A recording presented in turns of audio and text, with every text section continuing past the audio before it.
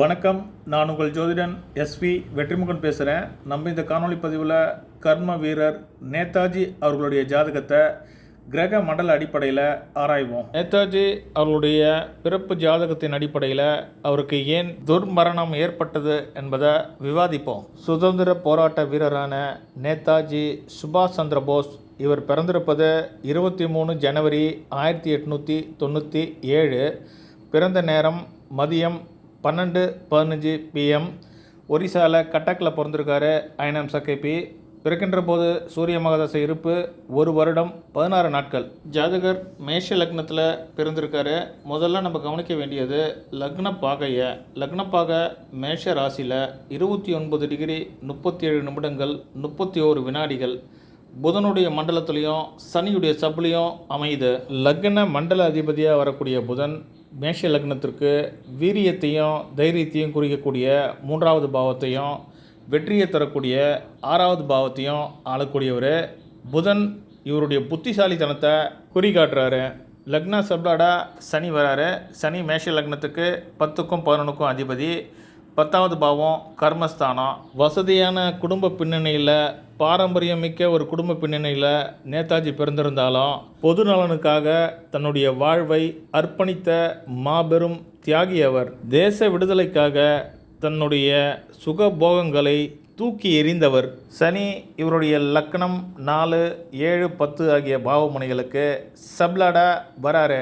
சனி 7வது பாவமான விருச்சக ராசியில் 06 டிகிரி 39 நிமிடங்கள் 32 வினாடிகள். சுக்கிரனுடைய மண்டலத்திலையும் சுக்கிரனுடைய சப்லையும் இருக்காரு. சனி ஏறி இருக்கக்கூடிய மண்டல அதிபதி 2வது பாவத்துக்கு அதிபதியாகி 11வது பாவத்தில் இருக்காரு.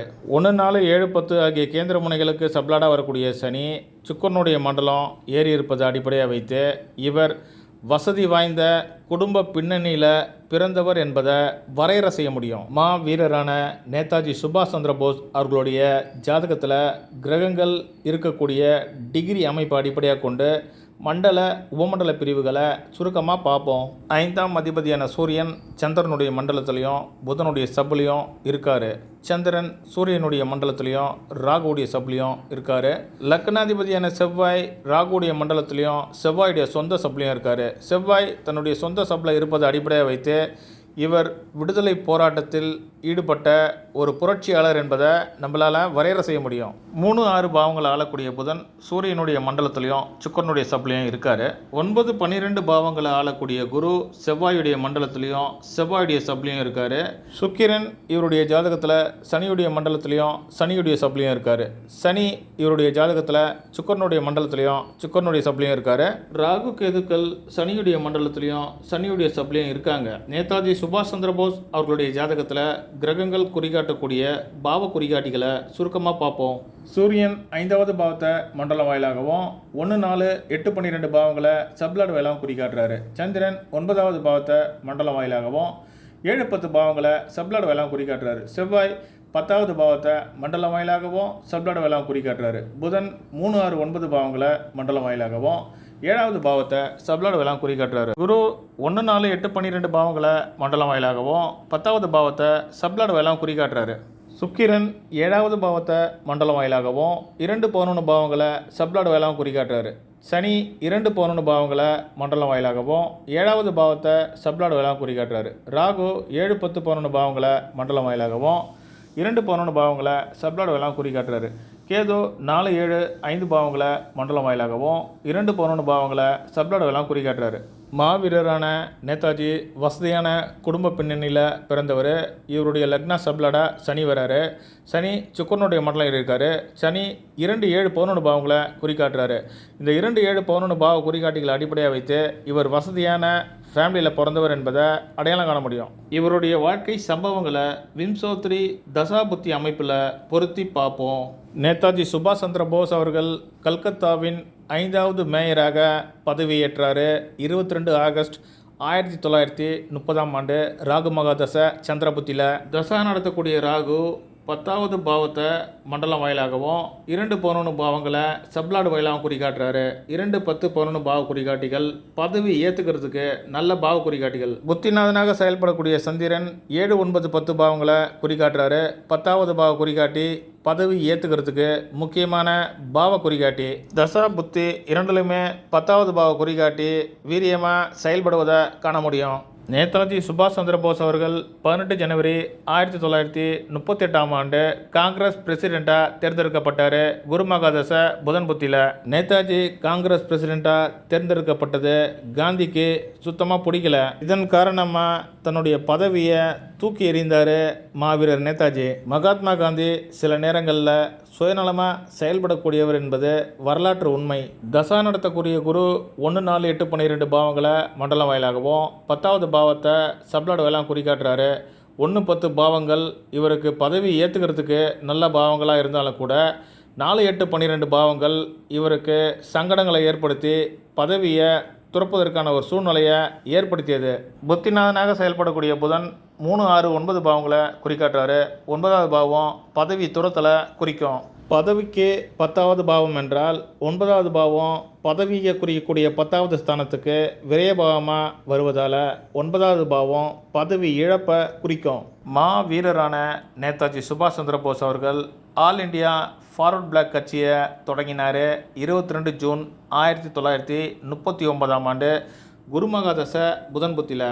தசா புத்தி இரண்டுலையுமே லக்னம் 3-6-10 பாவ குறிகாட்டிகள் ஒருங்கிணைந்து செயல்படுவதை காண முடியும். நேதாஜி சுபாஷ் சந்திர போஸ் அவர்கள் ஜெர்மனி நாட்டுக்கு பயணம் மேற்கொள்கிறாரு. இந்திய விடுதலை காரணமாக ஜெர்மனிக்கு பயணம் மேற்கொள்கிறாரு. ஏப்ரல் 1941ஆம் ஆண்டு குருமகாதசை சுக்கிரபுத்தியில்.